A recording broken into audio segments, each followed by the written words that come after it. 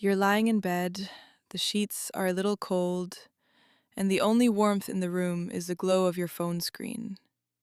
You've been swiping for 20 minutes. Left, left, right, left.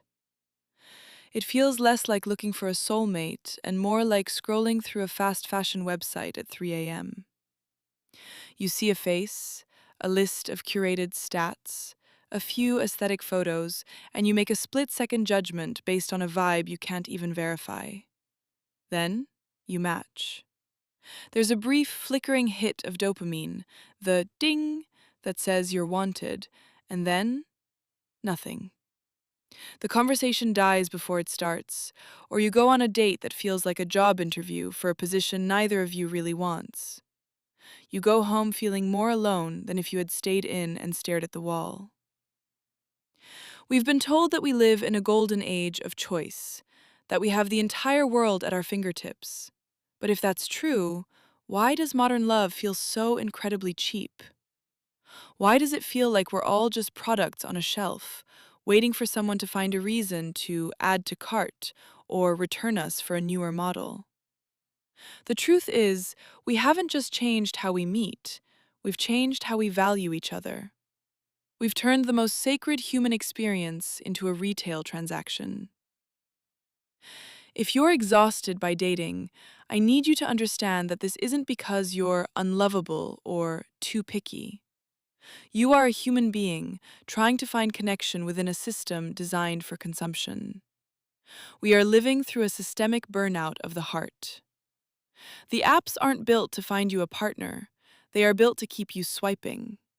A success for you is a lost user for them.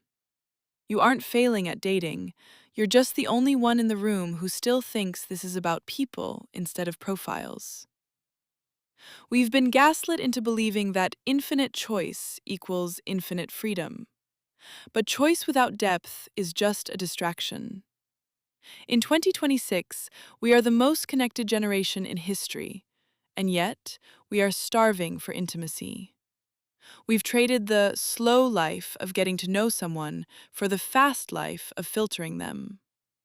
You aren't behind in life because you haven't found your person.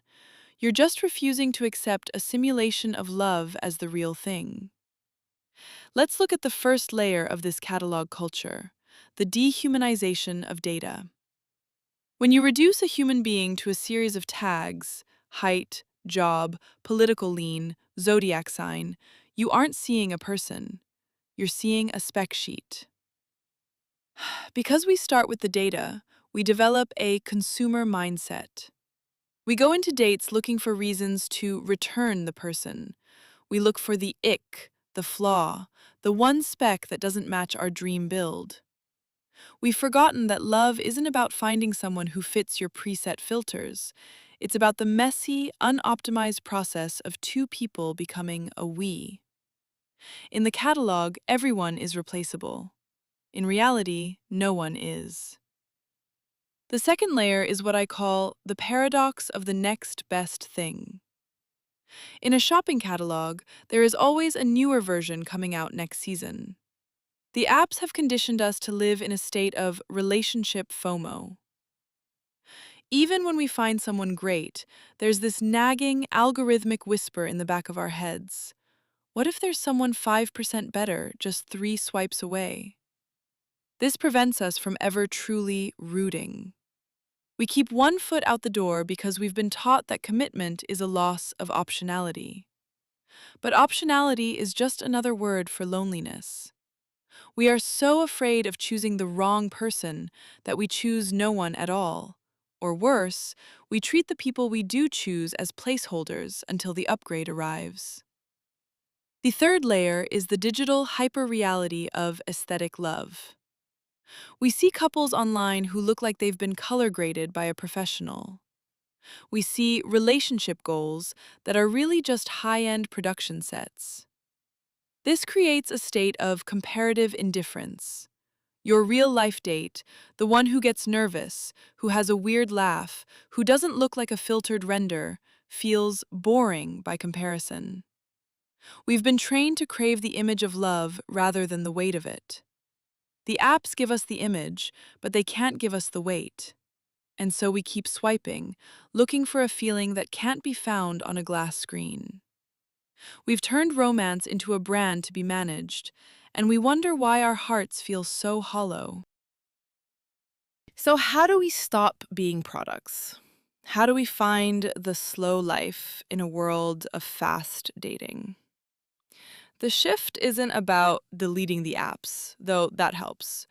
The shift is moving from a search model to an emergence model. Sex 0.8. A search model treats love like a Google query. Find me X with Y attributes. An emergence model treats love like a garden. You don't find a garden, you plant seeds in the soil of your actual physical life and wait to see what grows. It's about prioritizing presence over potential. It's about realizing that the most interesting thing about a person is usually the thing that wasn't on their profile. We have to reclaim the inefficient interaction, the long, rambling walk where nothing happens, the awkward silence, the shared boredom. We have to de optimize our hearts. We have to be willing to be disappointed by the spec sheet so we can be surprised by the soul. I'm not saying it's easy. It's terrifying to be a person in a world of products. It's hard to stay vulnerable when everyone else is just browsing. But remember, a catalog is for things you use. A life is for the people you love. You are not a data point. Your heart is not a feature list. And the person you're looking for isn't a match. They're a mystery. The apps want you to believe that love is a puzzle to be solved by an algorithm. But love is actually a glitch. It's the thing that happens when the data fails and the human takes over. Tonight, when you put the phone away, try to remember the last time you felt truly seen by someone. Not liked, not matched, but seen. It probably didn't happen because of a filter. It happened because you were both brave enough to be unoptimized. What would happen if you stopped looking for the perfect person and started looking for a real one? It's a lot scarier, but it's the only thing that actually works. Good night.